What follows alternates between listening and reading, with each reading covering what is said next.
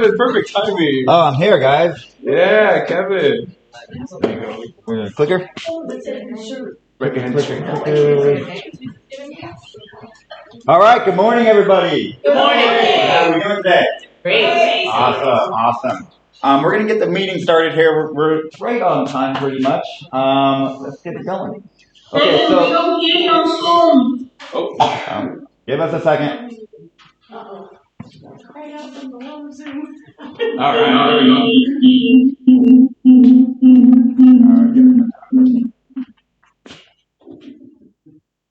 All right. Are we good on Zoom? Zoom.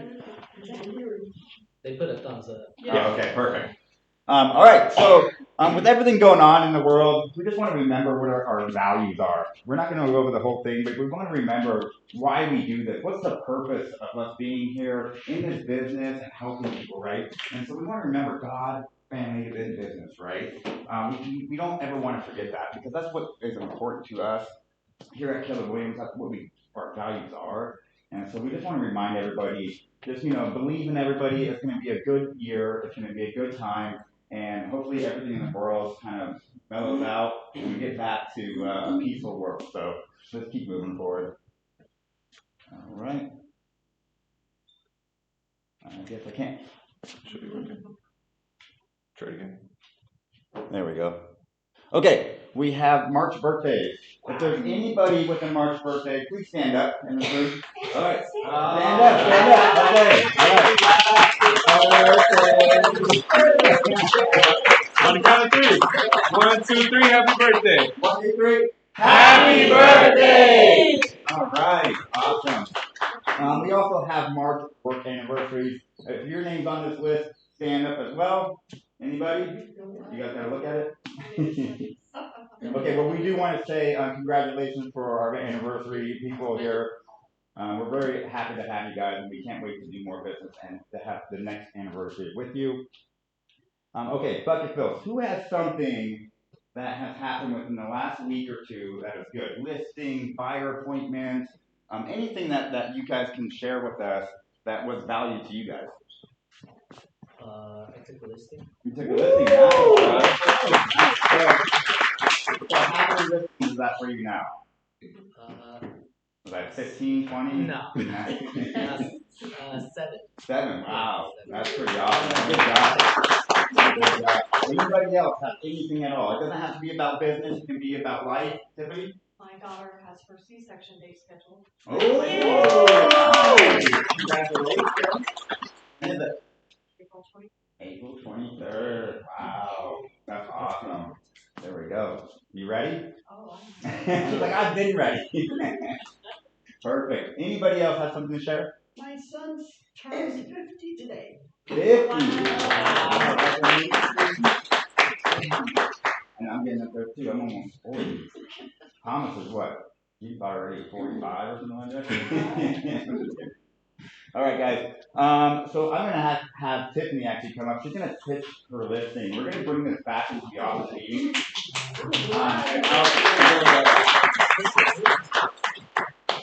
And after she does this, I'll explain a little bit. I think we have a QR code if you guys want to come up and pitch your listings like Tiffany's going to do. I think it's a great way to Did you get this up there or no? I put a different one. I got you though. Okay. Yeah. Okay, so I have a brand new listing hitting the market like an hour ago.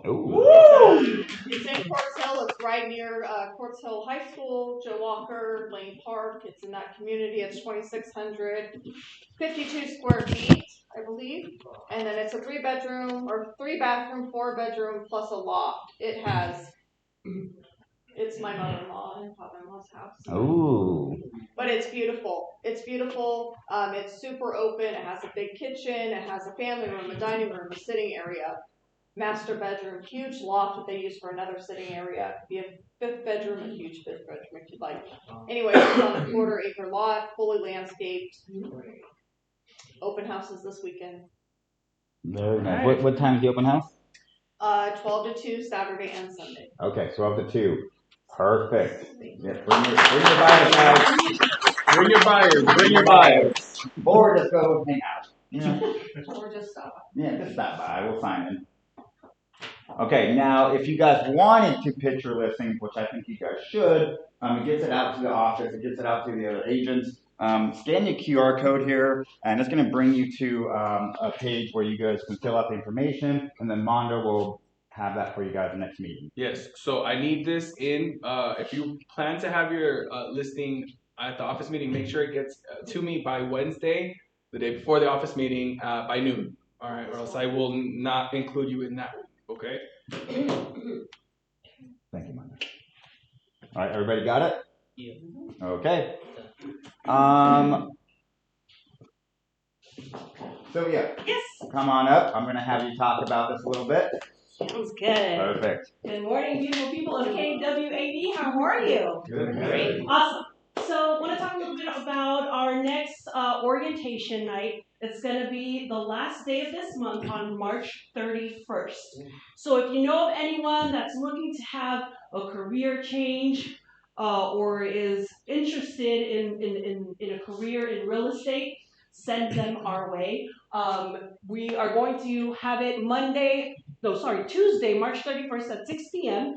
The first day of class will be the following Monday, and classes are going to be Mondays and Wednesdays. So definitely, anyone that you know that is looking for a change, send them our way. Any high school seniors that you may know of, this is a great time for them to get started also in learning a new career. That this may be for them, okay? Any questions, feel free to give me a call or give a call to the front office and they'll direct those calls to me, okay? Any questions?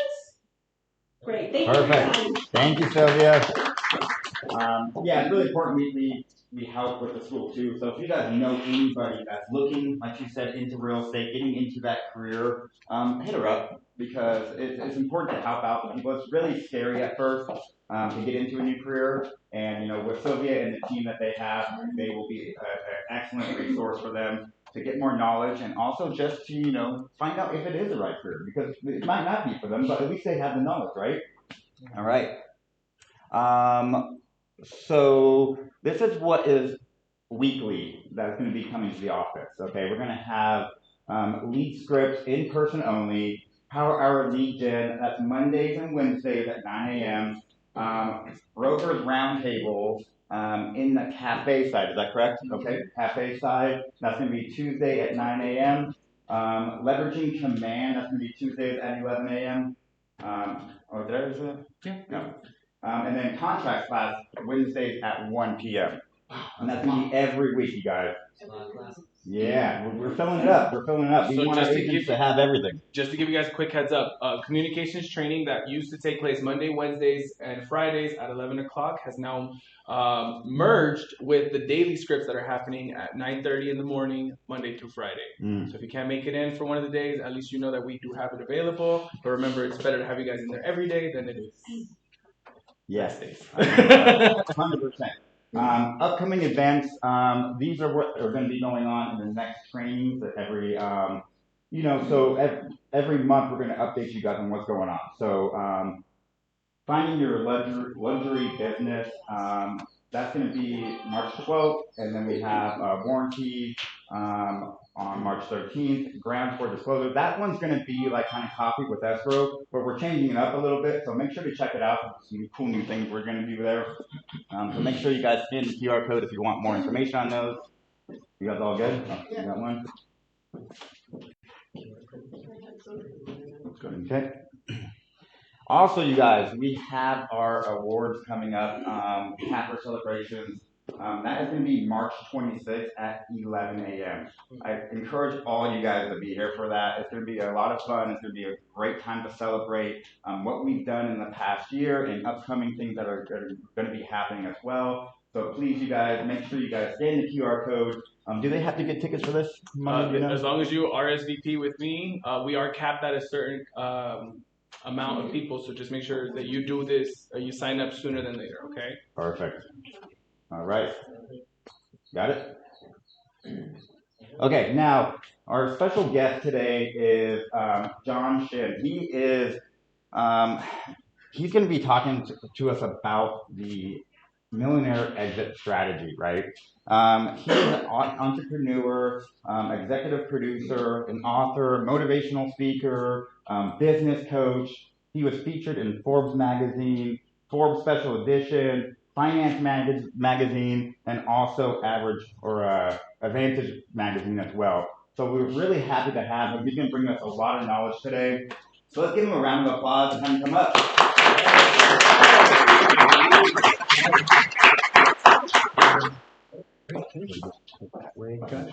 Okay. All right. Well, good morning. Good morning. Excited to be here with everyone. I've got, we're going to spend, I think, the next 4 or 5 hours together, and I've got a lot to share with you. I'm kidding. It's a joke. You know. How much time do I have? Like 45 minutes or so? 4 or 5 minutes. 4 or 5, yeah. 4 or 5. Well, thank you for having me. I'll be on my way now. So, thank you for that introduction. I want to go through a bunch of stuff with you, give you a little bit of a background about who I am. This right here is a QR code leading to my phone number, okay? So if you want to take your phone out and scan that, it'll give you my direct cell number, my email, my contact.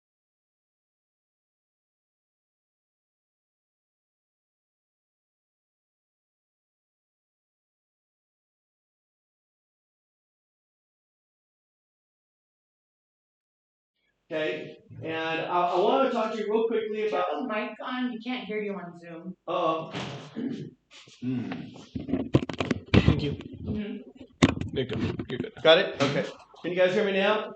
Thumbs up. There we go. Nice. Okay, so this is a book I want to recommend to everyone if you haven't read it already. How many of you ever heard of a book called Think and Grow Rich? I see some hands going up. Awesome. Great. Yeah. So when my wife and I, her name is Arlene, we started our entrepreneurial journey in 1993. And when we went to some people who had businesses, they said, if you ever need anything, John and Arlene, come and, talk to us and we'll be happy to guide you guys. Well, we went to them and they all said things like, you got to work hard, kid. There's a lot of sacrifice in business. And I'm like, are you kidding me? That's the advice you're going to give me. Give me some substance. Like, how do you get your clients? How do you do this? And no one really gave us a whole lot of content. So we went to the bookstore, we bought a bunch of books, and this one stood out to me. It said, Think and Grow Rich. I had no idea what this book was about. So we bought 2 copies of a variety of different books. We came home. We said, which one should we start with? And this one kind of stood out. So this is a book written by Napoleon Hill in 1937. And Napoleon Hill, if you don't know him, and the story behind this is he was a reporter at the age of 25, and he went and interviewed a variety of different people, from Andrew Carnegie and Thomas Edison, and the list goes on. And he interviewed over 500 different people, and what he discovered was the 13 common denominators of all these different people, and then put it into this book. And this book is now the only non-religious book that has now crossed over 200 million copies around the world, making it the #1 sold book. Now compare this to other books that have sold quite a bit, which is a book called Harry Potter, Lord of the Rings. Sound familiar, anybody, right? My kids were watching this movie called The Twilight Saga. Anybody familiar with The Twilight Saga? And I had no idea what it was about, but it's about vampires and werewolves, they're in love, and stuff like that. It's really interesting. But it was a big, trilogy movie as well. Well, these 3 books, by the way, are the only other 3 books that have crossed over 100 million copies. Now, we all know they became big theatrical movies, except for one of these never became a movie, and that is Think and Grow Rich. So fast forward to 2013. And my wife and I were sitting at the kitchen table, and I said, honey, what we need to do is get the kids. We have 4 kids. We have a boy, girl, boy, girl. People say, how did that happen? And we said, we ordered them like that online. And they just showed up, we're like, wow, they're beautiful, we'll take them, And so we said we're going to have these 4 kids, and we've got to get them down the right path, because if we don't coach them, somebody else will. And we said, let's get them to Rethink and Grow Rich. And you know what she said to me? She says, good luck. Because this modern day generation, the younger generation, they don't like reading books, right? They rather see a YouTube, podcast, something streaming. So she says, let's do a movie night. I said, wow, that sounds great. Let's do a movie night. So we went online looking for the movie. We couldn't find it. And so while she's continuing to look for the movie online, I pick up the phone and I look for the Napoleon Hill Foundation's phone number. I call them up and I said, hello. I said, you don't know me, blah, blah, blah, but I'm a big fan of your book. I read it in 93, 94, and we want to watch the movie. And I said, where can we find the movie? And you know what they came back and said? They said, we don't have this movie. And I said, well, how is that possible? You're the #1 sold book, and you guys don't have this in a theatrical, movie form. And I said, why is that? And they said, it's because they don't have money to make a big Hollywood blockbuster movie. I said, wow, okay. So I called them back, and I said, well, let me answer your question. I said, what if I was to put up all the money? Right? I'll put up all the money, and I'll make the donations the proceeds go to the foundation. So we started off originally at about $4 million, $4.5 million. The budget continued to go $5 million, $6.5 million, $8 million, $9 million, $10 million, $12.5 million later, we finished the movie. Okay, so then we finally made the movie, and the money kept on getting sucked out of my wife's account. Okay, and she kept on saying, "Why is my money getting depleted? What's happening?" I said, "Honey, we're gonna make a killer movie," and so we made this movie called Think and Grow Rich: The Legacy. So I am the executive producer of the movie Think and Grow Rich. Okay, nice. We did a theatrical release with Regal and AMC theaters, and I thought, coming up here, I thought it'd be kind of fun to host a Think and Grow. Your voice is coming out here? Okay, I'm like, I think I'm really tripping hard, man. Okay, so I was like, what's going on?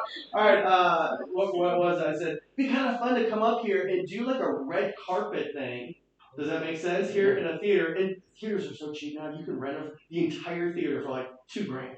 You know what I mean? And we get title and escrow companies to sponsor it or whatever. And we do like a red carpet thing and invite the entire city of Palmdale, Lancaster to come and do a movie night. Does that make sense?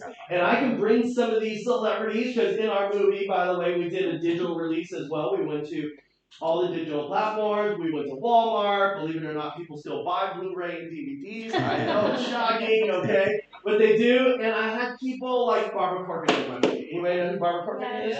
She's from the hit TV show Shark Tank, right? Yeah. Some of you guys are real estate people. Yeah, that's what you're here. Grant Cardone, is that Uncle G? Anybody, Uncle right? G. So we had GC. We had a bunch of different people in our movie. They're all cast members. Some of you guys know. I know I'm kind of blocking it down here with this little thing. I don't know. Can we move that up to the corner somewhere else? But that is Andy Garcia. Anybody know Andy Garcia? Yeah. Come on, Andy. Right? Come on, the OG gangster. Yeah, okay, here we go. So we had a variety of different people. So why these cast members specifically, okay, is because they all read Think and Grow Rich. Okay, they all huge fans of Think and Grow Rich. Now, how many of you guys know this lady right here called Sharon Lecker? Anybody know Sharon Lecker? No? Okay, how about a book called Rich Dad, Poor Dad?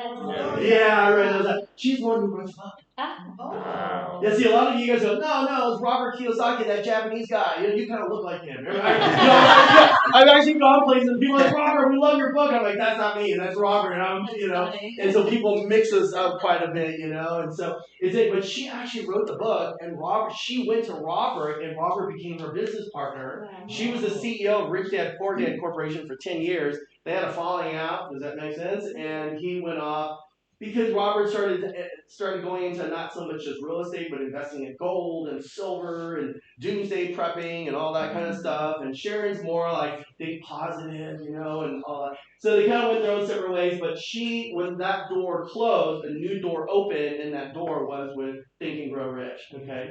So anyway, this is the book. If you have not read it, get this one right here.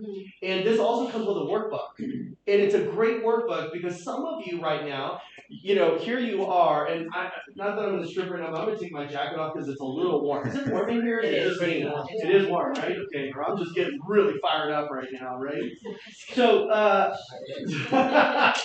right, bring up the dollar bills, everybody. Okay, here we go. So this is a great workbook, and some of you right now have a spouse, a domestic partner, or friends and parents or family members who may not be supportive of what you're doing right now. Right? They might be saying things like, go get a real job or whatever it is. Or maybe you want your kids to maybe start thinking about being an entrepreneur and starting, a career in something rather than going and getting a 9-to-5 type job, okay?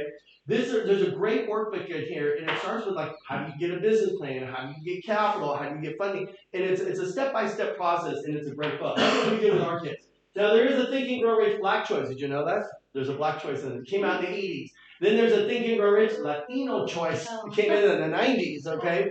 And then Sharon Lechter came out with Think and Grow Rich for women. I see a lot of women in here, okay? And she released that in the early 2000s. And then I looked at this and I said, wow, isn't it interesting? There's a Black Latino women, but there's no Asian version of this, right? And I'm like, come on, man, like Asians always get kicked to the curb, you know? We're always like, we're last of the party all the time. And I said, so I went to the foundation. I said, hey, what's going on with the Asian thing? And they said, John, we're very careful in particular about finding that particular author, mainly because 50% of the world population is of Asian descent. Do you know if you can mute them all? Or Hey, can you guys make sure you're muted on Zoom, please? Thank you. I'm sorry, I'm on Zoom, so I put them on mute.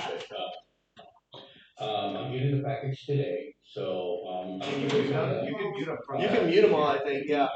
My Zoom, and I texted him that I will call him tonight. Man, you gotta. I thought we had a button for it. You guys, please mute yourself. Yeah. You love technology, but you kind of go, oh, okay. Sometimes you just gotta mute them all. It just happened. No, not really. It's rolling right there. Oh, where? Right there. Yeah, mute. So. Yeah. There we go. Okay. Oh boy. Yeah. You know that voice anywhere. Yeah. Go to this page. Slides. Okay. You just pop it. I'll fast forward it right there. Here you go. Asian choice. The Asian choice. There we go. All right, here we go. So anyway, I went to the foundation and I got the rights to write the book with the Napoleon Hill Foundation. I actually wrote it. They put your name on there. So we co-authored this book called Think and Grow Rich. There we go. An Asian choice. We got picked up by a big national publishing company called Sound Wisdom. They actually changed the cover and the title, nothing, in terms of the content of the book, and how Rich Asians came out. And so that's available. It's all the bookstores. It was really cool to go into an airport and actually see my books on the counters there, right? When you're walking in. And it was right there with Rich Dad, Poor Dad, all these other cool books, right? I took a photo, shot it over to Robert, and I'm like, hey man, I go, there's 3 rows of my books, there's only 1 of yours, right? Mine's like eye level, and his was like up at the top. Are you with me, right? Because you do have to fight for shelf space. I don't know if you guys know that. Yeah, it was really cool. So anyway, funny story. I was actually flying out of Burbank, and I walked in. I saw my books in the bookstore. So I walk in there. I'm like, this is so cool. So I go into my bag and I pull out these little stickers and slap autographed by author. And I took out my Sharpie and I started writing, my name in it. Someone went and told the front cashier, some guy's got a Sharpie, he's writing in all the books. The lady comes over and is like, sir, you can't write in these books. And I'm like, oh, no, I'm not writing.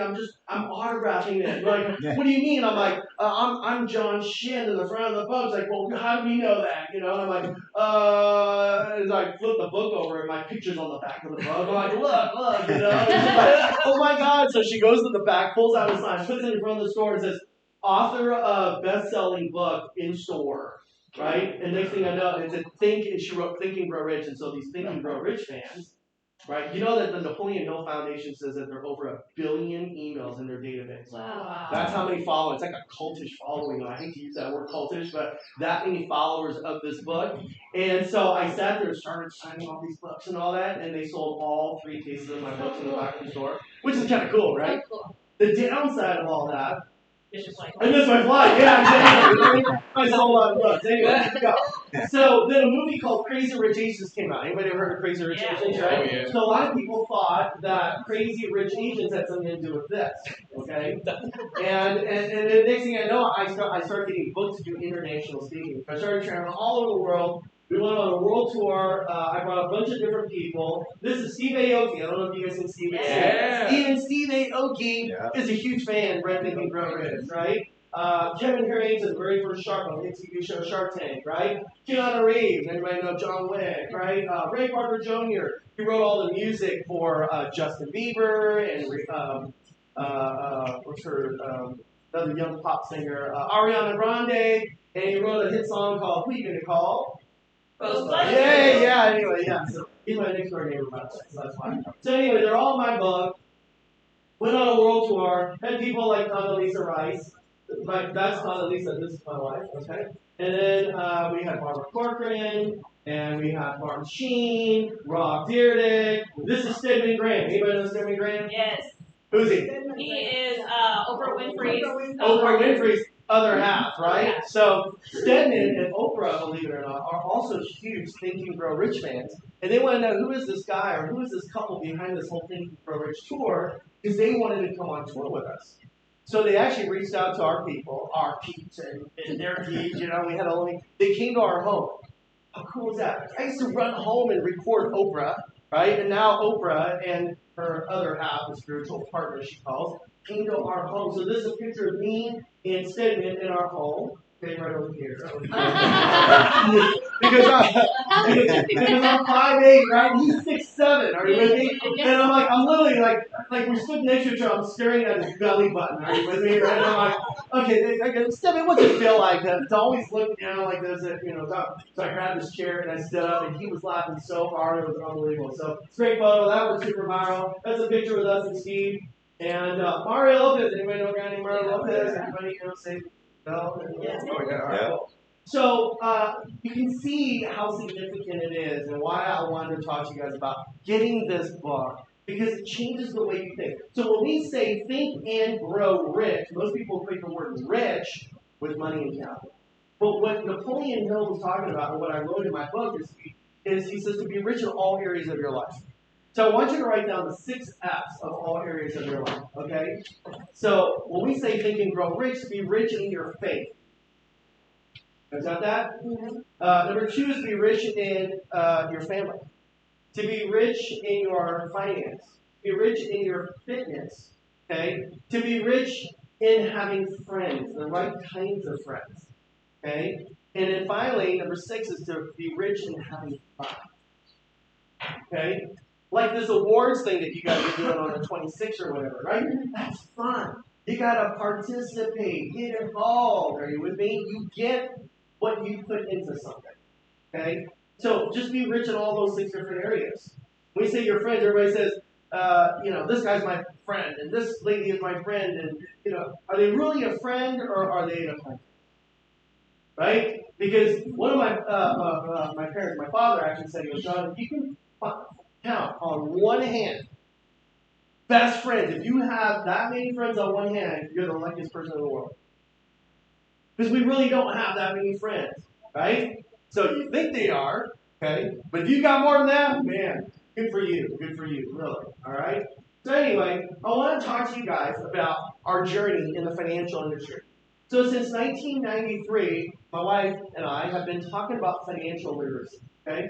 So she and I both went to school because we grew up in a very traditional Asian family, which basically means you have to become a doctor or a lawyer. Nothing else matters. So my sister ended up going to become a doctor, but they were very specific when they said doctor, and then I think medical doctor, but she went and got her PhD, okay, and she worked her way all the way up as a professor, and went all the way up, and now she's the first female and the first Asian person to ever become the dean at Pepperdine University. Right? So yeah, my sister's a dean over there. And then I went the other route and went to law school, right? Not that I ever want to be a lawyer, but I had to do it because Asian moms make you feel guilty if you don't do what they tell you to do. So I went to law school. The best thing that ever happened to me there is I met my wife in law. That makes sense, right? So we've been married since 1994. And it was interesting as we got our master's in business. I went to USC, the University of Southern Cal, did my undergraduate there, and my graduate, all that other stuff over there. And I graduated and really didn't even learn much about money and how money works. Okay, and so what we did is Arlene and I put together what we call the 6 steps to financial security. Okay, the 6 pillars of financial security. So here's what I want you to understand. Number 1 is everyone needs to increase their cash flow. They just need to, someone says, I work 9 to 5. Well, it's not what you do from what they say 9 to 5, but what you do from 5 to 9. Okay, don't complain about how broke you are when you could probably go get a real estate license. There's a school right here Are you with me, right? And you can part-time sometime and go make an extra couple grand a month. Okay? They need to increase their cash flow. Here's the thing.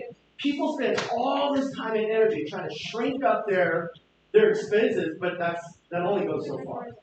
But you can make an unbelievable amount of money. Okay? So we want people to increase their cash flow. Number 2 is to manage their debt. Now there's bad debt, we all know, and then there's good debt. Okay? Bad debt would be credit card debt, but there's good debt. Okay? Number 3 is to have an emergency fund. How many months? Well, the textbook says you should have 90 days, 3 months worth. Okay? Now more and more people in our industry think that you need to have 6 months of emergency money. Okay? But now I go a little bit more, and I say at least 4 months. Try to get 12 months of liquidity, because nowadays, when people lose their jobs, it's not as easy to go and find another job. Because when they lose their job, now all of a sudden their job has been replaced by software. It's been replaced by people overseas, okay? What they call VAs. Have you heard of that, right? Some people get, now we have AI coming out. Notice that, okay? Have you noticed that more and more restaurants or fast food places you go, there's not even someone working behind the counter. You guys understand, right? I mean, someone said robots, right? I went down to see my mother-in-law in Koreatown a couple weeks ago, and we were driving around Koreatown, and there was like this robotic machine on the sidewalks delivering food. I'm like, what in the world is this thing? You know, it's crazy, all right? So this is important for us to have about these 12 months. Number 4 is to make sure you have proper protection, right? When I say protection, meaning the right types of insurance. That could be errors and omissions, different types of insurance, okay? But make sure you have the right kinds of insurance. Number 5 is to create long-term savings. And number 6 is to make sure that you preserve what you have, meaning protect. It's called asset protection, okay? So think about those 6 areas. And now what I want to do is this. One of the things that I get asked pretty frequently from a lot of realtors is, John, how do I talk to my client about saving capital gains tax? Capital gains, okay? And what I want to talk to you guys about is this. The first thing I want to do is I want to introduce you to a company called Zacks Investment Management, okay? Now, Zacks Investment Management has been around since the mid-1970s. They are a research company. They are an analytics company. So they go out there, and they've got thousands of people working in their company doing all the research of every corporation in America. Okay, how much money do they have? How much money did they make last year? How much money did they make the year before? What is their research and development, right? What does their balance sheet look like? They research everything. Now, to give you an idea how incredible their analytics is big companies like Goldman Sachs, BlackRock, Vanguard, Fidelity, Merrill Lynch, Charles Schwab, these are the big boys. They're using Zacks Research. Okay, Zacks Research. Now I'm telling you this is because we are a partner with Zacks Investment Management. Okay, so what happened is in the 1990s, about 20 years later, after they're doing all this data analysis, what they did is they said, "Gosh, all these major big brokerage houses and wirehouses are using our data, and people are putting money with their firms. Okay, why don't we start our own investment management?" So they actually have their own investment management where you can actually take your money and let them manage that money for you. Okay, so instead of you saying, I'm going to go buy Amazon stocks, right? Or I'm going to go buy NVIDIA or Tesla stock, which is great, but the question is, how do you know when to sell? What would be the best point to sell? And that's where investment management, Zacks, comes in. Okay? Now, I wanted to give you an idea. The big boys in the world, in terms of the world's largest asset management company. So BlackRock is up there with almost $10 trillion in assets. Okay? Then there's a company called Vanguard with about $8 trillion. And then you got Fidelity. Okay? A lot of people thought it'd be Goldman Sachs. Goldman Sachs is down here about 2, and Fidelity's double that. Okay? So Fidelity is our other partner. Okay? So we tell people, take your money and invest it with Fidelity. And I'm going to tell you why in a minute, okay? And why this is all going to come together. Now, here's what's really interesting. So there's a bank out there called U.S. Bank. Anybody ever heard of U.S. Bank? Okay. So what U.S. Bank does is this. U.S. Bank has a division called Wealth Banking Services. Okay? And why this is important is this. Let's assume that somebody, is there a way that I can go and like right now, or is there a way that I can or how do we get out of this? Yeah. Let me,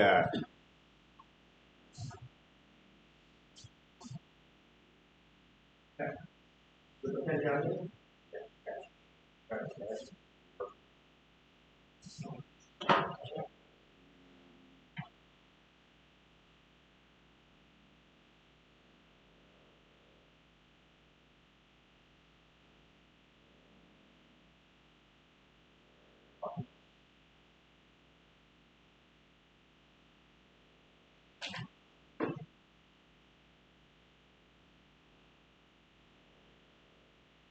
I'm trying to get like a link. Yeah. You got it? Yeah. I don't know how to Just so I can remember.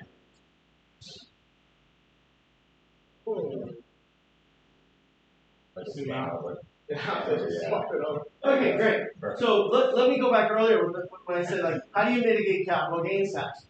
So now you have a client who says, I bought a house for 200 grand, okay? And we bought this house for $200,000, but now this property has gone up to, let's say, 1.2 million, as an example. They said, I want to sell. Are you with me? Or you go, hey, let me list your home. Right? There's a lot of people who will buy your house. Like, no, I don't want to do it because if I sell this, I'm gonna trigger what? Taxes, capital gains. Now, if it's a primary home, there's some exemptions. Let's say 500,000, or maybe this was a second home, a rental property, or something like that. Here's what I'm going to tell you to do. And by the way, this could be a house, it could be a stock, or it could be a business. Okay? It could be any of those things. Any asset that has appreciated, we could do this. What we're going to do is take this house that we originally bought, which is now worth, $1.2 million. We're going to move this into something called a CRT. A CRT. What that stands for is a charitable remainder trust. A charitable remainder trust. Everybody with me so far? Okay. So a lawyer, an estate, I would go to not like just personal injury lawyer. I'd go specifically to an estate planning lawyer to create something known as a charitable remainder trust. And now what we're going to do is we're going to take this and we're going to put this house in here. And what we're doing is we're donating this property. We're going to donate it into the CRT. So you know what happens when an owner now has a property that's worth $1.2 million and they donate $1.2 million? They get a what? They get a tax deduction. So now imagine someone's going to get a $1.2 million tax deduction, and now the CRT owns it, and then what the CRT is going to sell it. When the CRT sells this property, get this. There is no capital gains tax. How's that sound? Good. You just became a hero to your client. Ready with me? Okay, so now you go through escrow, blah, blah, blah, and then guess what? You now receive the money. You no longer have the house, you now have $1.2 million in cash. Okay? Now what this can do is you're going to take that money, leave it with Fidelity. Remember I just told you about Fidelity? Are you with me on that? And then Fidelity is going to take that money, work with Sachs, Goldman Sachs, Vanguard, all the big boys, and they're going to, right now, just so you know, they're averaging a 24% rate of return. Good. Are you all with me? Yeah. Okay. Now, I've been in this business for 32 years now. So this coming June will be my 32nd year. In the 32 years, that is what we've averaged. Okay? So now, here's what happens. On $1.2 million, let's just do 20% interest. What is that going to pay you every year?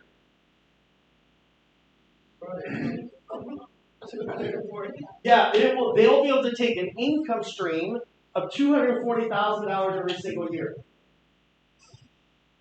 Everybody with me so far? Yes. Okay? Then, here's what's going to happen. Sometimes some people will say, I want to sell whatever money I have in my investments here at Fidelity. I want to sell these stocks. I want to sell my mutual funds or ETFs or UITs. And if you don't know what those are, don't worry. We can sit down with you on another day. But sometimes people say, I want to sell it. Again, but if you sell, what's going to happen? It's going to trigger a tax. Okay? Now here comes something you may or may not be familiar with. So here's where U.S. Bank comes in. U.S. Bank comes in and says they do something called collateralized lending. Collateralized lending. So U.S. Bank then turns around and says, hey, you got $1.2 million over here? Here's what we're going to do. We'll give you up to 70% of that money. It's called an LTV, loan to value. Okay? Everybody knows what that means, right? Okay, they're going to give you up to 70% of that $1.2 million. So what does that come out to? Like 800 grand? 840? So U.S. Bank says we will give you $840,000. That will come to you as a loan. If that comes to you as a loan, is it taxable? No, because it's a loan. Exactly. So you pay no taxes. But with a loan, you got to pay 6%. But wait. Now this is a big fancy word. Have you heard of this word called arbitrage? Okay, arbitrage means, look, how much are you getting over here? 24%. How much are you paying over here? 6%. Very good. That means,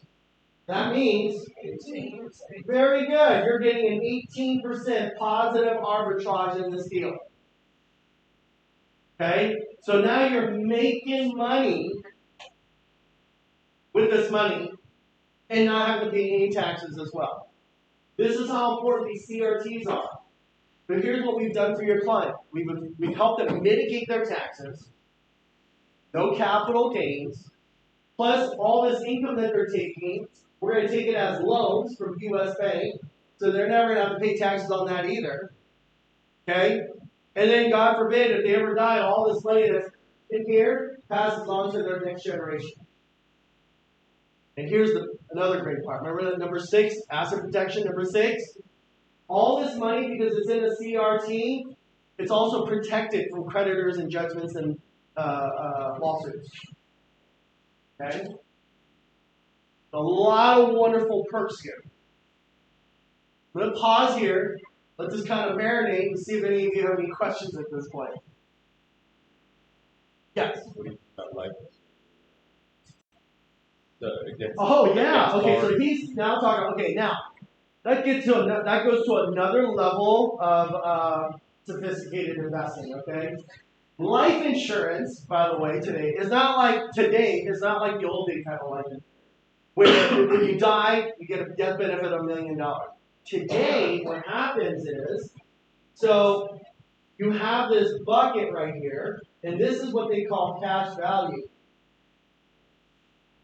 Okay? And then what happens is there's this like wrap. You know when you have leftover food, you put in a little container, right? That's cash value. The word cash value is a big fancy word for savings. Okay? So that's what it is. But then what do? You put some saran wrap over it. Is that right? The saran wrap is the life insurance over here.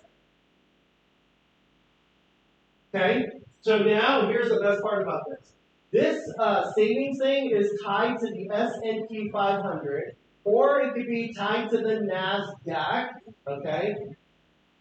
And I'm going to assume that you guys know what that is. I'm just tell you what it is. Okay? S&P 500 is the 500 largest companies, domestic companies in the United States. Well, the top 500 period. Doesn't matter if it's, retail, automotive, technology, whatever. It's the top 500 companies. Okay? NASDAQ are all the technology companies. Okay? So here's the great thing is if you can put money in this policy, and here's the great thing, is this cash value, whatever interest it earns, the interest is mirrors whatever this does. So if it does 10, you get 10. If it does 12, you get 12. If it does 15, you get 15. If it does 18, you get, there's no cap. But the best part about this is if any of those indexes, these are called indexes, if they go negative 10, here's what you get that year. You get 0%. Now, sometimes people say, how does the insurance companies do this? How do they losing money? They're not losing money. Why? Because you're not investing it in here. You're just mirroring that. Are you with me? So if it does negative 20, they're just going to get 0% that year. So a lot of investors will put money in a life insurance policy, and that's what is your name? Raymond is talking about. So here's what some people will do. Some people will actually open up a Fidelity account, put $1.2 million in here as an example, get their 24% return on this, then go and have bank put a lien on that, take that money, and then take that money and put it over here. They double dip now. Okay?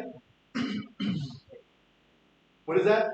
It's crazy, isn't it, right? This is what wealthy people do. This is what family offices do. This is what ultra wealthy people do. Most people say, I've never heard of anything like this. It's too good to be true. It's because you haven't had enough money. Here's why. Fidelity, I'm being honest, right? Fidelity, right now, their minimum investment for most companies is $10 million. How many people do you know that got $10 million of liquid cash laying around? Not too many, right? Exactly. Some companies, it's $25 million. So we went to Fidelity and said, Fidelity, you know what really sucks about what I do? They said, what? I said, I have family and friends who don't have that kind of money, and they want me to give them help, but I can't help them. Is there any way, because I don't have family and friends that have $5, $10, $20 million in there. I said, but they got 100. Is there a way we can work something out where I could do $100,000 accounts? And they said, John, let's start off with $250. So we started off with the $250. We brought them a lot of business. They're like, wow, that's impressive. I'm like, yeah, there's a lot more people with $250,000 than there is with $10 million. So then we went back to them a year later and said, we do $100,000. I said, yes. Then we went down to $75,000 in March this year. Okay, or not, I'm sorry, not this year. Last year, March, we are now the only company. By the way, Fidelity only works with 26 companies. They only work with 26 firms. We're one of those 26. Okay? What makes us different than the other 25? We're the only company on this planet where we can bring a client into this Fidelity. It's called FMAX, by the way. It's called FMAX. We are the only company where somebody can come in with $10,000 and do this. We're the only company. Okay? Now, how do I... You can move the screen around with your hand. There's an arrow. There you go. I need one of these. Yeah. Science. Sure, let's get one of these. Okay. So now, let's say you have a client. And what do you think around here? Home average value? 800 million? 500. 500 grand? Yeah? Okay, so we're going to go look at a $500,000 house. Okay. And let's say they want to put 20% down. Yes? Yep. 20%? Okay. So we're going to do a 20% down payment. That comes out to $100,000. Okay? So now that goes into the house. Is that true? Yes? Yes. Yes. Great. Question. How much interest will that pay that person this year? Yeah, like, is there a trick question to this? Like zero? Yeah, exactly. You know, it is what? 0%. It means $0. So far, so good? Yes. So, okay. Yes. Now what we're going to do instead is we're going to tell the client to take the 100 grand and go stick it into Fidelity. So now Fidelity has how much? 100 grand, is that right? Yeah. Okay. But now what we're going to do is this. By the way, it's called an FMAX. And now on top of that, plus we're going to go to US Bank. And so we're going to say to US Bank, US Bank, we need a loan on that. By the way, let's stop here for a second. How much is it making while it's over here? 24. Average. 24% average. Okay? Now we're going to go to US Bank, and US Bank's going to give us a loan on that. But here's the thing. Because it's real estate, they'll go up to 80%. You guys got that? If it's in the market and all that, they go 50, 60%, 70%. But in real estate, they'll go up to 80%. So now, here's what they're going to do. They're going to give you an $80,000 loan. They're going to charge you 6% interest on that. Okay? And now, guess what? You got to pay the 6%. You're going to make 18, and then this $80,000 goes into the house. So now you're making 18% versus what? 0%. Yes. Got it. So U.S. Bank lets you borrow on line of credit, or Say that again? the U.S. Bank lets you borrow on the line of credit? Yes. House. Yes. But you put it in Fidelity, so how do you have it? Say that one more time. Okay, so you have to have 100,000. Yes. And then you put it in Fidelity. Yes. And buy the house with 0 down. No. So remember, they give you that. So U.S. Bank's going to give you $80,000. It's a loan on the money you have with Fidelity. Oh. Yeah. So remember, you've got $100,000 with Fidelity over here. So you put it in Fidelity. Yeah. Then you borrow from U.S. Bank from Fidelity. Yeah. And then you use that 80,000 towards the down payment. Yes. Oh. And here's the best part. This 100,000 is getting 24. What is that getting you now? 0. It's getting you 0. Do you guys all understand? Yes. Yeah, go ahead. So how does this affect like their debt to income? Yeah, that's now they have that payment on the $80,000 loan. So get this. You ready for this? Yeah. You ready for this? Yes, sir. Now, because you're actually going to be doing this kind of a loan, U.S. Bank will also do the home loan. They can also finance the house. So, what U.S. Bank is also a lender, a mortgage lender. Does that make sense? They can finance this loan there, and they'll do it for about 50 basis points to 75 basis points less on the interest rate. But it has to be pulled off. No, not necessarily. We have, have you guys ever heard of what they call non-QM loans? Yes. They also do non-QM. Let me give you an example. Okay? U.S. Bank understands what business owners do. Does that make sense? Yes. Yeah. Like me, I make right now, I work for my own company. I take a salary of about $86,000 a year. That's my salary. Then I got to raise this year, so I'm at $90,000 this year. Right? So yeah. So I'm here making $90 grand a year. With me? But I live in multi-million-dollar homes. Like the home I have in Calabasas is probably $14 million. Want to sell it? I might be. Yeah, I might be because we shipped that house because we're in Calabasas because our kids were going to Pepperdine. And my last one just graduated in May.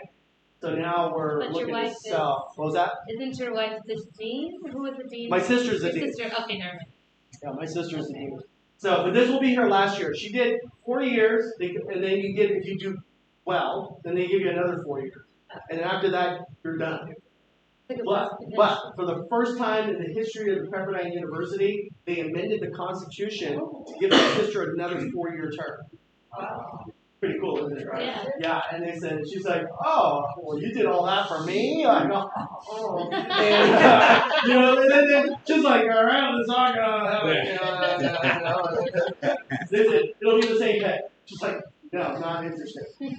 So she turned it down, and they came to her and said, and guess what? We're actually opening up Pepperdine in Japan, in Kyoto, Japan. It'll be Pepperdine University, and they asked her to run it.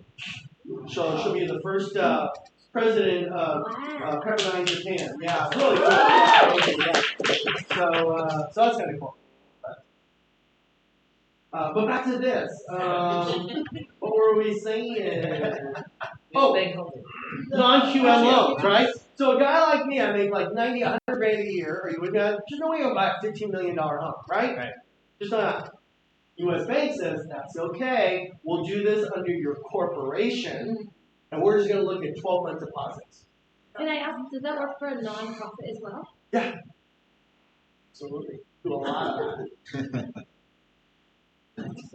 And also with Fidelity. What was that again? Can you say it louder so they can hear on Zoom? Does that make sense? Because those of you guys that are on Zoom right now, you guys are missing out. The energy in this room is crazy! You should be here. Okay. We still love you. Seriously, we love you. Okay? But you should be here. The energy is phenomenal. You're missing out. So if you own the core, but you're not like majority, like let's say you're majority owner, but you're not full 100% owner, still do deposit only. Yeah. We'll just take 50% of the income or whatever. Yeah. The profit or the partnership is. So if you're 60-40 and you're the 60, we'll do 60%. If it's 40, we'll take 40% of the gross. Right? The thing is, U.S. Bank and Fidelity, they're going to do stuff that totally makes sense. You know what I mean? It's like you have a guy who sits there and goes, okay, I make 100 grand a year, right? Which I'm making too much. Like I don't need 100 grand a year. Like, what do I need? $8,000 a month. Like there's no need for me to have $8,000 a month. Okay, so I could probably live on a lower income, annual income. Okay, but I have millions of dollars in my brokerage account, but I can't get a loan. That doesn't make any sense. Fidelity and U.S. Bank says we know what you're doing. Okay, and they'll give you the loan. So, if you have multiple properties, you put them in a living trust, but you have a lot of equity on those multiple properties, what would you have to do to get the line of credit, put the line of credit in Fidelity, and then make the 24,000? So let's do that. Let's do that next year. Okay, so we're going to go into more hypotheticals, but we have a couple homes here. Is that what I'm hearing? Right? Yes. Okay. And they have equity. And they have equity. Okay. The first thing I'm going to tell you to do is you said that these are owned by a living trust. Is that right? Correct. Okay. So what I would tell you guys to do, what I would do differently is first thing I would do is take these and put them into an LLC. Okay? Both of them goes under an LLC. Does that make sense, right? And the reason you do this is because a living trust is to avoid probate. What's happened? I didn't do that. What happened? It just turned off on its own. This is not. Good job, John. There we go. Okay, so a living trust is there to avoid. Whoa, let's see. Is to avoid Probate. Can I go to? Are you trying to switch the color? Yeah. Sorry, there it is. It's to avoid probate. There we go. We're back. Okay, to avoid probate. There is no asset protection. If you want asset protection, that needs to go into an LLC. Does that make sense? Right? Now, some people will have just one LLC, okay, and have two properties in it. You know what that means? Whatever happens to this property is also exposed. So why do you want to have multiple homes in one LLC? If you want to mitigate risk, you do two different LLCs and put one property so they're separate. Okay? And then guess what happens? The living trust Okay? Actually, the way I would do it is I would create a holding company down here.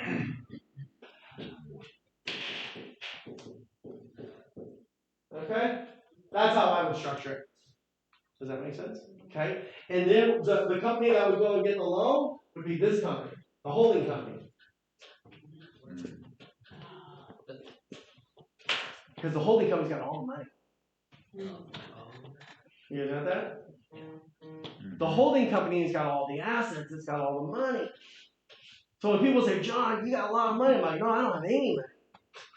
I'm broke.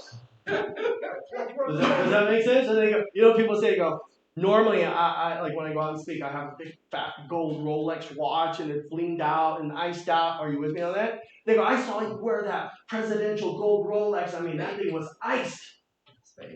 No, it wasn't fake. I said, it ain't mine. Does that make sense? It ain't mine. You guys with me on that? Why? Because I have another LLC over here that owns all our jewelry. You guys got that? I have an LLC that owns all my jewelry. I don't own the jewelry. But you know what my company did? My company, let's just call it AFP. Okay? My company, AFP, rented from this LLC the use of this jewelry. Yeah, because I was making an appearance. Yeah. Right? Yeah. Listen, man, I make 90 grand a year. I can't afford a Rolex. Yeah. Wow. Exactly. Yeah. Someone says, I'm going to sue you. Me, I only make 90 grand. Are you with me on that? Sue me for what?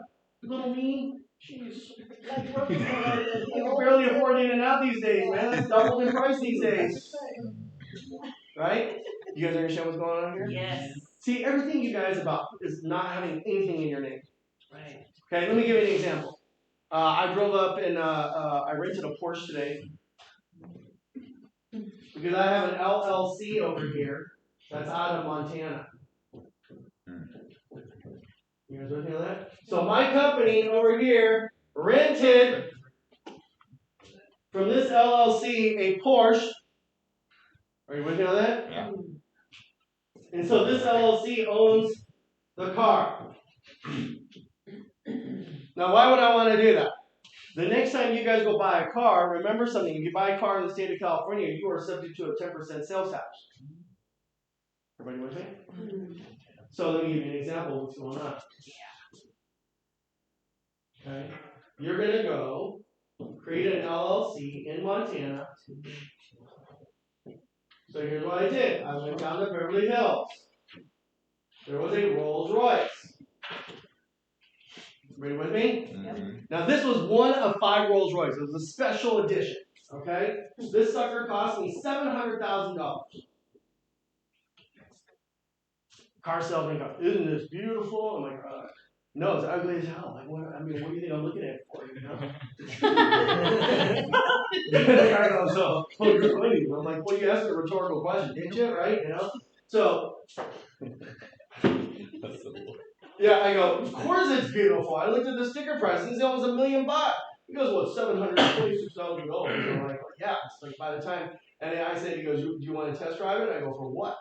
And he goes, just to see if it's nice or not. Trust me, it's going to be nice. I'll tell you what. But I have a company in Montana that's going to be buying this Rolls Royce. And you know what's great about a Montana corporation buying this car? Taxes. Yep. What is it? 0 taxes. The sales tax is 0. Yep. If I bought this in California, I got to pay $70,000. That's a car right there. Are you with? Exactly, right? How much did it cost to set up this LLC? It's about $2,000. Was it worth it? Yeah. Oh, yeah. Here's another great thing. Are you with me? Is when you set up a Montana LLC, the registration on this thing is $150 a year. Okay? And you know what's also really cool about this? No smog checks. Oh, even better. Even better. Okay? And you don't have to have a property in Montana? No. You can just Yeah, because it's an LLC. LLCs don't need property, it's a business. Well, I know that, but you don't have to like Registration. live there or anything. No. You can have an LLC wherever. Yeah. My question is Okay. that. So here's the key thing. A lot of people do this, but they do it the wrong way. Okay? So I'm going to tell you guys what the secret is. The one of the biggest differences the way we do this and set it up for people, how other people do it. Okay? Other people just set up an LLC. Can't just do that. Our LLC is called XYZ Rentals. Anybody in the world can set up a rental car business. There's even an app called Turo. Are you with me? So I'm going to set up a rental car business. That's my LLC. Based out of Montana, and I'm just going to rent it. Yeah. Okay. Now here's the great thing. Any car that is over 10 years of age, any car that's more than 10 years. Some of you guys have husbands, and some of you ladies are getting into like old, cars or whatever it is. Any car that's more than 10 years old, you get a permanent sticker. One time, $125. After that, you never have to pay another registration fee ever again. Okay? In Montana. Yes. Okay. And if you currently have a car, you can sell it to the LLC. Yeah. No, you can just give it, like sell it for $1. Does that make sense, right? You still owe the money here. Is the car paid off? No. You have a note on it. Yes. Okay, then you have to refinance it with your lender first. Refinance it in Montana. So if you want, we'll give you the lender. Our lender will actually refinance that car under your company name, because right now it's registered. It's financed through your name or your corporation. Your corporation, yeah. So it'll just go through the other company in Montana. Okay, so then we have to go through you. You do the LLC, and then you do. We'll refinance it for you with a new company. Yeah. Okay. Now here's another great thing. Insurance is lower in Montana. Okay? Look, in Montana, if you hit a car, you should not be driving. There's no cars there. Are you with me on that? I mean, you will hit a moose or a buffalo or a cow before you hit another car. So if you hit another car, you should not be driving. Seriously, you should not be driving. And you can still drive it here in California, that car. Yeah. Let's put this. I'll give you a different analogy. I'll give a different context. Okay. First of all, can anybody start a rental company? Yes. Anybody can. Is that right? Okay. Now, anybody ever heard of Enterprise? Budget? Yes. So let me ask you a question. Budget Rent-A-Car is in Montana. Has a corporation there. It bought a car. Can you, in California, rent that car? Yes. Have you ever seen Budget Rent-A-Cars, Enterprise, Dollar, whatever, with different license plates from out of state? Yes. Absolutely. Is there just like time limits or no? No. Limits? Can you skip fidelity going straight to, let's say I have $100,000 and can I have that as a collateral in U.S. Bank? Where's the 100,000 now? I have a savings account that has $100,000. Okay, and your savings account is making what? I'm making about 70% markup on that. No, I mean wait. You have $100,000 in a savings account at a bank? No, it's in investment account. Okay, what investment account? Like where? Like in a Robinhood or? Well, it's a private investment, and I'm making about 70,000. Well, a year, I'm averaging about 100% every 6 months. That's where I'm averaging. So Fidelity, or no, I'm sorry, U.S. Bank would not do that because they don't have a relationship with that institution. So I would have to put that money into the Fidelity account? Yes. Okay. what is the charges that you said that Fidelity charge for that? We charge a 1% management fee annually. Okay, so it's 1%. Okay. Yeah. Is that and then I can utilize it any way I want through LLC? Yeah. So on and so forth. Yeah. So here's what you could do. What's your name? I'm Roland. Okay, Roland. So get this. Like right now, let's say you're getting 80% return on your money or 70% money on your money. All you got to do is take that money, put it into Fidelity, right? Now you're going to get 24% return. Then take that money out, collateralize that money, and then take that money and still invest that money in that 70% account. Okay. Now you're double dipping. Yeah, and the other thing that I wanted to kind of touch on that on the LLCs Yes. that you have, Yes. that you have multiple LLC for different properties. So if I have multiple properties, I should put all those in separately. Right now, I have it in a trust account, but Yeah. I don't. The trust account has 8 different properties. Oh yeah. And so I should keep the trust account, but put each house in an LLC. 100%. Yeah, because again, all that living trust is going to do is protect you from your family when something happens to you from going through probate. That's all the living trust does. It has no asset protection. Okay, and then the rental company you put in Montana, could I also do the LLC in Montana through all the three houses that I have, or should I go to what's it called, Arizona or Las Vegas LLC? So the reason why I was suggesting Montana is because Montana has some unique benefits for people who have cars. Automobiles, jet skis, boats, RVs, and trailers, and things like that. So it wouldn't necessarily mean for you to, whatever you've got going on in Arizona, to do that in Montana. Yeah, Montana is more for cars. Okay, so for housing and funds, like I should have it California LLC, or and you recommend any other places? Where's the assets? The assets here in California. Oh, then you would have to do a California LLC. Okay, I have to? Yes. Okay. Yes. Good question. Thank you so much. Yeah, absolutely. Okay, look, I love this stuff. Are you with me? Like I don't like it. I love it, and I still do what I do because I love it. Like people say I love golfing or I love doing whatever. I do this because it's fun for me. I mean I can do this 24 hours a day, and I do feel like I do it 24 hours a day. So if you have any questions, you all have my phone number. Does that make sense? I gave it to you earlier on that QR code, but I'll write it out so you guys can see it. Okay, this is John Shin. Phone number is 818. This is my cell number. Yes, I do texting, and I am a night owl.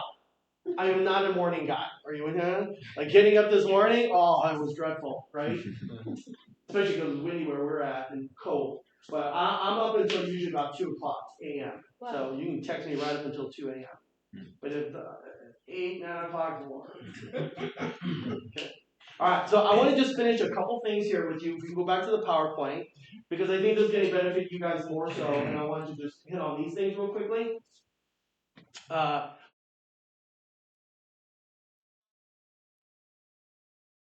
At U.S. Bank is a guy named Steve Holt, okay?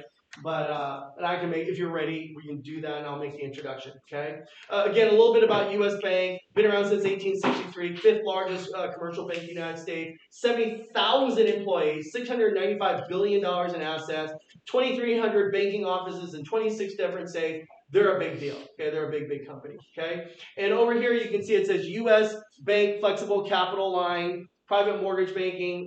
They do it all, okay? And we have a relationship with them through whatever.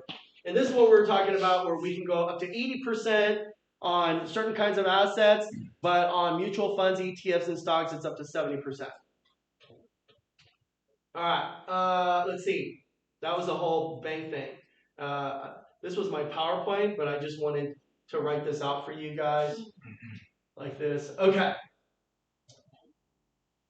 And I just wrote it out. That's what this was right here. Does that make sense? So, all right, here we go. How to lower your income taxes. So you in here, some of you are making, 50,000, 100,000, 150, 200, 500,000. I don't know what your income is here, but whatever you're making, if you're making less than $5 million, you should not be paying any taxes.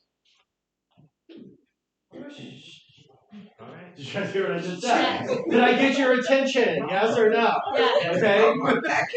So if you're making less than $5 million right now, you should not be paying any taxes.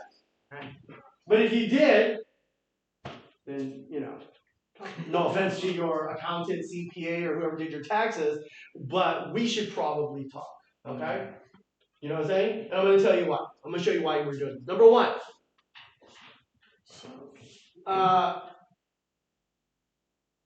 And if you're a W-2 and you make like 85, as a W-2, I mean, you pay. They take the money out because it's W-2. Does that make sense? So they take the money out of your paycheck, but you get that money back at the end of the year. with you. Yes. That's what it's not. Okay. He works at Tesla and he just gets killed every year. Oh yeah. There's no reason. There's no reason. So I'm gonna have him call you. Yeah, because the reason why you all pay taxes is because you don't know the rules of the game. Right. Mm-hmm.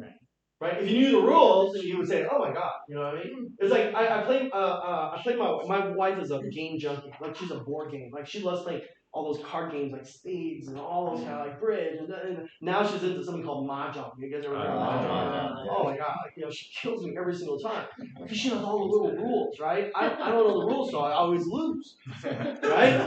So let me give you an example. Okay. Let's just do $200,000 a year. This is what we call your gross income. Everyone in here right now, you are a 1099 independent contractor. Is that right? Yes. Okay. So now, first thing we're going to do is we're going to start for you something called a solo K. Solo K. Okay. That means you have no employees. It's just you. You can deduct up to $70,000 out of your solo K. This is your solo K. So it's now going to go over here, and now you got $70,000 in this account that can go into Fidelity. Are y'all with me so far? Yes. Okay? So now you're down to what? 140, is that right? Then on there's something called a pension plan. You ever heard of a pension plan? A pension plan, like is in the old days, where we would go work for a corporation for 30 years, and they would continue to take care of you until the day you die. You guys know what I'm talking about? Those were the old days, okay? The problem is that you were supposed to die. Well, people will be able to take pension money starting at age 65. I know, can you believe it? We used to retire earlier. In fact, you would walk into restaurants and they would give you a senior citizen menu at age 50. Wow. How dare they? At age 50, they're like, "What would you like a senior menu?" And I'm like, "Yeah, 50 years old. Become a member of AARP." Are you with me on that, right? At age 50. All right, come on now, okay? But now, by the time you were 65, you were supposed to have died. However, with modern medicine, technology, and all that other wonderful stuff, we're now living longer. So corporations like, wait a second, you're supposed to have died last year. Right? But you didn't, so you're living longer. Like corporations like, now they're living to age 80, we can't afford to do this. Now people are living to 90 and to 95. The babies that are being born now are expected to live to 120. Y'all with me? Okay. I mean, I look pretty good for an 8-year-old, right? That's where you say yes, okay. Yes. I mean, if I was 80, that'd be true, but I'm not. All right, here we go. Was that? Oh. No, I'm just kidding. Okay. So now, guess what? So this is what happens. Corporations, they shifted the pension over to a 401k. Okay, so now the burden has been shifted to the employees. Well, now guess what? Because you are your own independent business owner, do you know that you're all the CEO and president of your own company? Is that true? Yeah. Right? And last I checked with Keller Williams, everybody's here is an independent contractor. All right? Yes. Yes? Yes. Okay, good. So now you just made $140,000 because we put 70 over here. Now get this. You can actually start your own pension plan. Okay, here's the best part. The pension, you can put up to $400,000 into your pension. And you can put $400,000 over here. So already on your 140, you don't have to pay any taxes. You guys heard what I just said? Yeah. Now we have all this money over here. Now this money is also with Fidelity. You're holding your money. And now guess what? We can take this money and we can invest it into mutual funds. You can buy crypto. You can buy stocks. You can buy real estate. You can buy all that stuff and never have to pay any taxes on an annual basis. Look, if you took your pension, this money, and you went and bought a piece of property with it, are you with me? And you bought it for $500,000 and it went up to $800,000, and there's this gain, that $300,000 is not taxable that year. You don't have to worry about capital gains tax because it's inside a pension plan. Everybody with me here so far? Okay? So this is what I'm saying. So if you're making $200,000, you should be paying tax. We can make even more than that. Now we're going to go even further. Now, get this. This is what they call an 1120 as. This is the 2025. And this section right here are my two favorite spots, number 17 and 18 on a tax return right here. Okay? Every time I ask people, can I see your tax return? And I go to those two boxes, it's almost 98% of the time empty. Okay? We can put more money into those two spots right there. Okay, now, another thing we could do is set up a family foundation. Every person in this room should have your own family foundation. Okay? You're like, well, I thought you have to be a wealthy person. What is your definition of wealthy? Right? If you got $10,000, you're wealthy to the guy who's broke. Right? So, let me just tell you. The reason why it's important for everybody to have a private family foundation, which is where you own a 501c3. Does that make sense? Here's the best part. You can actually put money into this family foundation, buy real estate with it, and not have to pay any property tax. Property taxes? Yeah, because remember, 501c3 are exempt from taxes.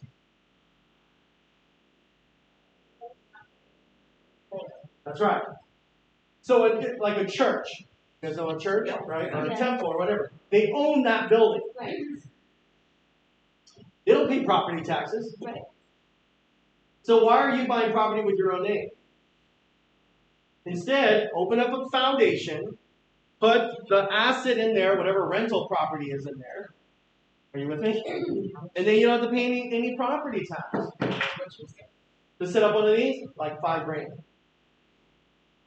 Question. Yes. If you own a big church and you, most of my parents are pastors, they do own a big church, and they have 2 houses, but they're in their names because they don't know this, and I'm just hearing this now. Is it possible they could put have this foundation created and then put the names of the foundation and you know what I'm saying? Pastors get other tax deductions. Right. Okay? Right. There's special things we can do with pastors and rabbis. Okay? We can set up a rabbi trust. You ever heard of that? No. Oh, that's even crazier, right? Because I'm just saying, these are all, look, people say, this feels like is this legit? I'm like, look, there's a difference between tax planning and tax evasion. The difference is 27 years. In prison. Are you moving on that? Tax evasion is what gets you in prison. Tax planning is what the rich people do. But by the way, it's not even the rich people. You'd be surprised how many rich people don't even do some of the things that we talk about. They go, I didn't know. Why didn't my CPA tell me this kind of stuff, right? And by the way, if you want, I'll be happy to jump on a call for 20 minutes with your accountant. Does that make sense? And we just go, hey, yeah, this is my friend Lucy. Lucy and I were talking, and we just want to go over her tax return. Would you mind for a few minutes just going to go over a few things? I'd be happy to do that for you. You know what's going to cost you? Nothing's for free. It's going to cost you. It's going to be a double meal. I'm not a cheap date. Does that make sense? And I am going to get dessert. It's going to be a chocolate shake too. Are you with me? And then I'll do that call with you, and then we'll get this all squared away for you. But check this out. This is exactly what the Rockefellers did. Y'all heard of the Rockefellers? Okay, this is the traditional Rockefeller Star Foundation where your family controls the charitable giving. What did you say? You control everything, but you owe nothing. Okay, so here's what we're going to do.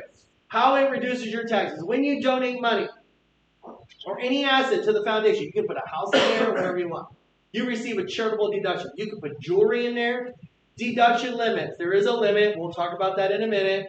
And then the excess deductions can usually be carried forward. So you might not be able to write it off this year, but you can write it off the next year. Right? It's a carry forward. Okay? So let's say you made $4 million as an example. You donate $1 million in here to your family foundation. Now guess what? Your taxable income just dropped down to $3 million. You guys got that? Okay. But how much can you put into that foundation? Here we go. If it's cash, like your income, you can do 60%. Okay. So in that example, if I did $4 million, I can put $2.4 million into that foundation. So far, so good? And then if it's like an appreciated stock, it's 30%. If it's like real estate and other, it's 30% of AGI. That's the maximum you can put in there. Okay? All right. So that is, I could go here for hours and hours and hours. I want to thank Thomas for inviting me here. We had a call a few weeks ago, and we had great connection. Well, I thought it was a great connection. I don't know. I thought he was my uncle. I was like, I like this guy, you know? And then he's like, hey, man. And then we talked about me coming in here and talking to you and sharing you and all that kind of stuff, right?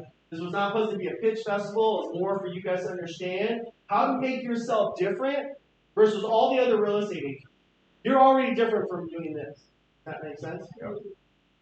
You know, we're not doing this with all these other real estate agents out here. We're doing it with Keller Williams. Okay? We're doing it with you guys. It really separates you guys from everyone else out here. Okay?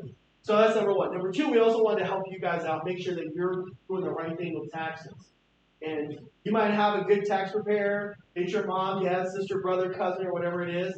But they're good, but they may not be great. I say that with respect and love. Does that make sense, right? You know, I would be happy, I would be honored to look at your tax return and see what we could do differently this year for 2026 so that you're not having to pay taxes at the end of the year. Does that make sense? There's an old saying in our industry, you've all probably heard, it's not what you make that counts, it's what you keep. That's right, okay? Now, just for fun, Thomas, I didn't talk to you about this, but, remember we said the 6 things to be rich, you gotta have what? Time as well, in the last one we talked about. So, I work really hard. I'll work 15, 18, 20 hours a day. But then guess what? Come my Saturdays and Sundays, I want to go out. I don't have time. So with 4 kids, it's always crazy, right? I mean, they get invited all into parties and all that kind of stuff. So what I wanted to do was take my kids, right, to the mountains and teach them how to ride motorcycles, right? Clutch motorcycles, ATVs, teach them how to drive up. You know what I'm doing here? Yeah, exactly, right? It's funny because we were just in Hawaii and we rented like 12 slingshots. You guys know what those slingshots are? Yeah, they're like one wheel in the back of the cars, 2 in the front. And so we get there to this rental place and we're like trying to have a little tough time to figure out who's going to drive them because they're all manual, they're stick shift. And everyone there, nobody knew how to drive a stick shift. So it's been kind of a disaster event. Are you with me? But it's like those kids don't know how to drive a stick. I want to teach them how to shoot guns and rifles and shotguns and ride horses and right. So I decided to buy a ranch. Okay. So I went and bought a little acreage, about 80 acres. Are you with me? Right. Over here, and it's in Fraser Park. You guys know what Fraser Park is? Yeah. Okay, in Fraser Park. Now there's this big old mountain, and then over here there's an area called Lockwood Valley. That makes sense, right? So I would take my 4 kids up there, but my wife would never. And so I said, honey, how come you never come to the ranch? You know what she said? She says, I don't go there because you don't have amenities for a lady. And she says, you guys can just whip it out, do whatever you want. Women, we prefer to have proper amenities. And so when you get a spa with toilet and all that good stuff, she says, then I will show up. And I was like, oh, okay, well in that case, I'm gonna have to buy more land. So I went online, shop, patiently waiting. 5 years later, this beautiful property comes up. It's called Lockwood Ranch, okay? And it is in an area called Lockwood Valley. Lockwood Valley was named after this family in 1860, where Bernard Lockwood and his wife migrated from New York and bought this area, this massive amount of area, and it was called Lockwood Valley. He raised all the animals. He fed the entire community. Everybody worked on his property. And over the years, he sold off different parts, pieces of it. And so his original house that he and his wife built in 1860 is still on our property. Wow. Yeah, it's pretty incredible. The bones and all that's still there. So what we did is we bought that. And then I was sitting there and I was looking across and I'm like, I want to get rid of all those neighbors. I want to have no neighbors. And we bought 180 acres at Lockwood Ranch. Okay? Then across the street, you see all these other people there, and so I hired some local real estate agents. Before I met you guys, right? And so we went over there, and these three ladies, I said, "Listen, I need you to go door to door to those people and tell them that I want to buy all their homes cash." So they went door to door, and I'm going to offer them whatever Zillow says. I'll give them 2 times Zillow. Wow. They're just going to pack up and leave. So they went door knocking, okay? And some gave us the finger, right? And said, we've been up here 100 years, get out of our property. And some people said, sold. We now have about 1,300 acres now. Wow. And that's just in the last 2 years. So every month now, we do an event there. So last month, we did a pre-Valentine's Day event, right?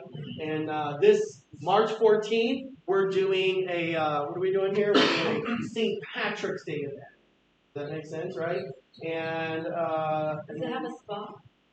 You know what? It's under construction. Is it really? So yeah. So when you guys come up, we'll show you the master plan.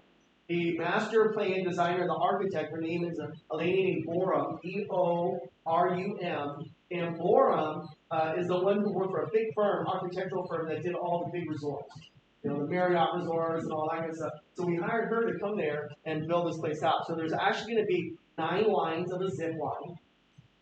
We're doing a wedding facility there, right? We're doing a corporate event center there. We're doing a spa, and there's going to be 12 spa rooms, okay, with lockers and all that. There's a pickleball court. There's going to be 4 courts built. Got a basketball court. We have ATVs. We have 48 ATVs and 12 side-by-sides.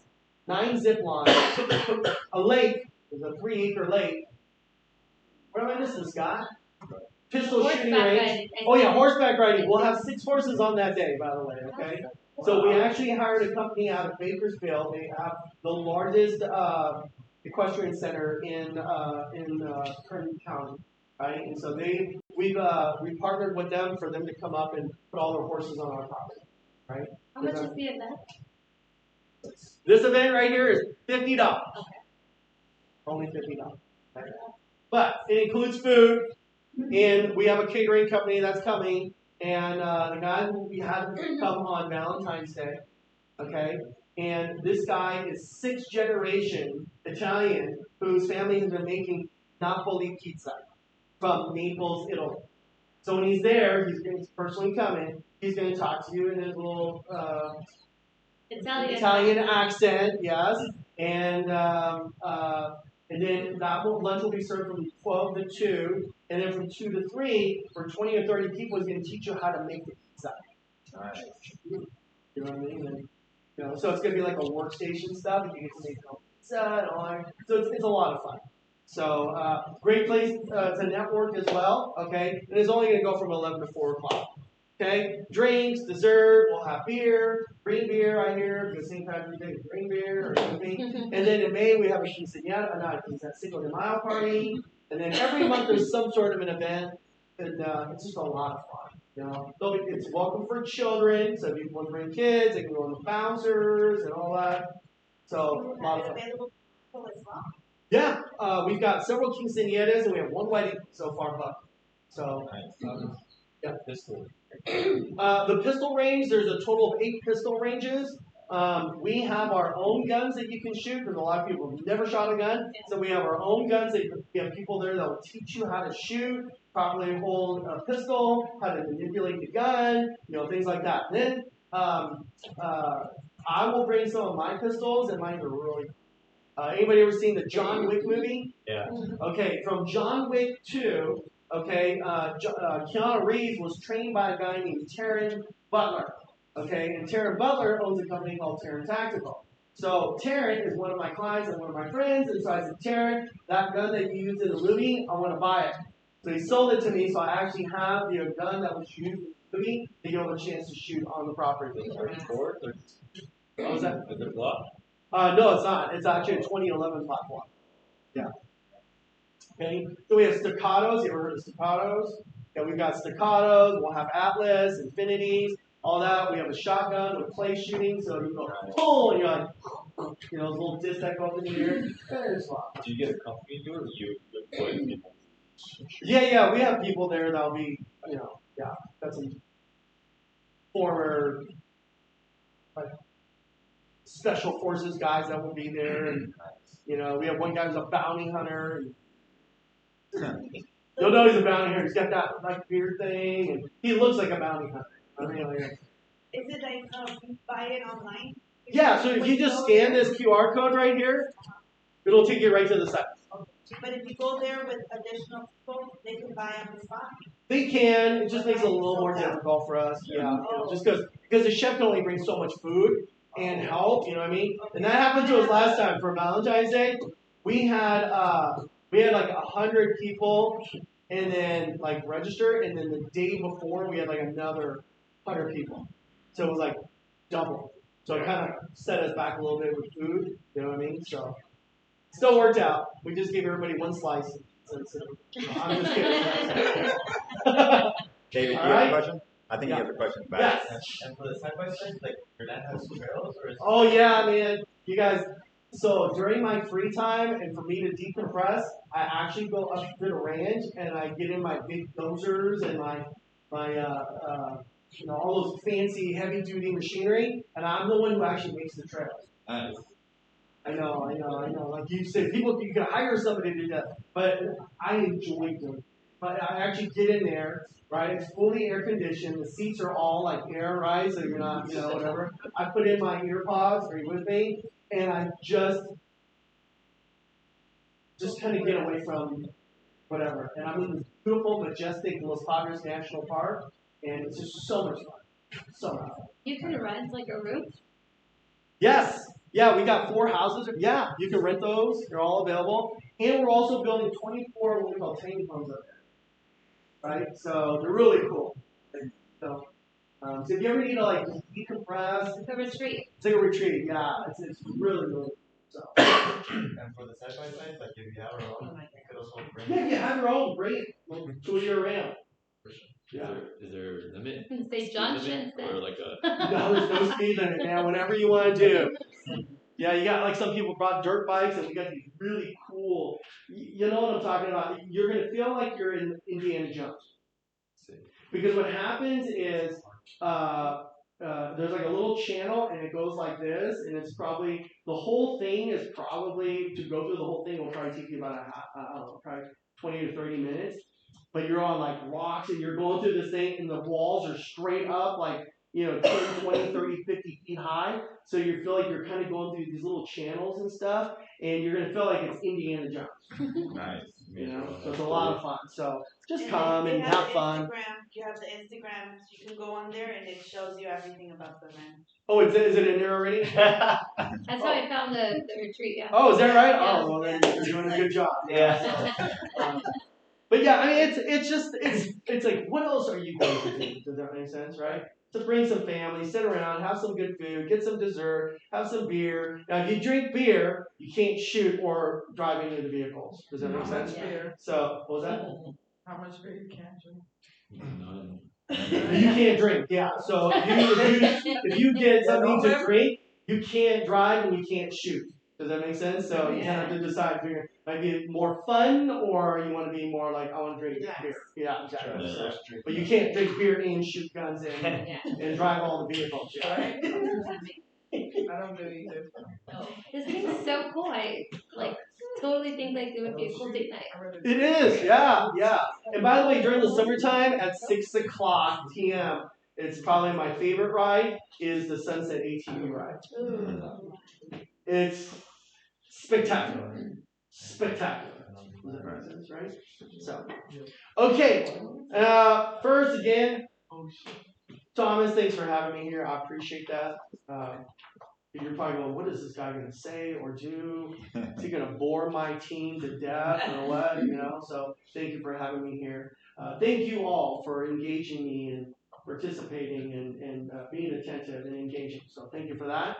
You guys all have my cell phone number, okay? Please don't be shy. Don't be shy. Call me, okay? We'll get you all squared away. If you have any questions, anything in particular, I'd be happy to answer those questions. What else is there? Hopefully we get to see you at this event. If not, happy St. Patrick's Day, everyone. Mm-hmm. Any final questions? Anything anybody like to say? I just wanted to ask John this question. Can we take pictures? Pictures of with you. I would be honored to. Yes, absolutely. We'll do that. Yeah, we'll give you a call because I'm looking forward to selling your house.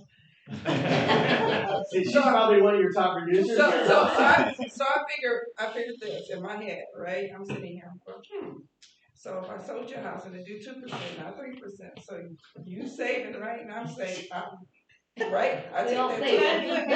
Listen.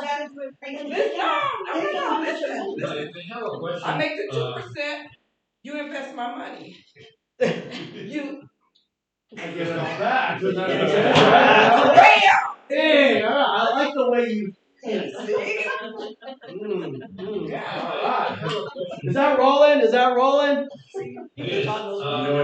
Rolling, he's got to be rolling the money in, right? You rolling the money.